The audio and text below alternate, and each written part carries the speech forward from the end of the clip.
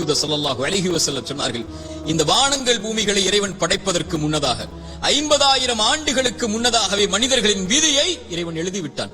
எவ்வளவு நாள் இவன் வாழ்வான், எவ்வளவு நாளில் மரணிப்பான், எதை பெறுவான், எதை இழப்பான், இவனுடைய வாழ்வாதாரம் என்ன, இவனுடைய சொத்து என்ன, இவனுடைய நஷ்டம் என்ன, இவனுடைய உறவு என்ன, இவன் பிரிவது என்ன, எல்லாம் எழுதப்பட்டு விட்டது.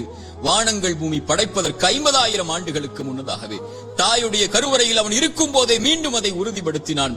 இறைத்தூதர் ஸல்லல்லாஹு அலைஹி வஸல்லம் சொன்னார்கள், நல்லா கேட்டுக்கோங்க, உள்ளத்தை தட்டி இந்த ஹதீஸ் அந்த உள்ளத்துக்கு சொல்லிக் கொடுங்க. எந்த ஒரு உயிரும் இந்த உலகத்தில் இருந்து மரணிக்காது அதனுடைய வாழ்வாதாரத்தை முழுமையாக்காமல். சுப்ஹானல்லாஹ், மீண்டும் சொல்கிறேன், எந்த ஒரு உயிரும் இந்த உலகத்தில் இருந்து மரணிக்காது அதனுடைய வாழ்வாதாரத்தை முழுமையாக்காமல். இவன் எதை பெறுவான், எதை இழப்பான், இவனுடைய சொத்து என்ன, இவனுடைய செல்வம் என்ன. ஒரு மனிதன் தன்னுடைய கடைசி சொட்டு தண்ணீரை அருந்தும் வரை, ஒரு மனிதன் தன்னுடைய சுவாச காற்றின் கடைசி மூச்சை இறைவன் எழுதியதின்படி சுவாசிக்கும் வரை மரணம் வராது. ஏன் பயப்படுகிறாய் எதிர்காலத்தை பற்றி?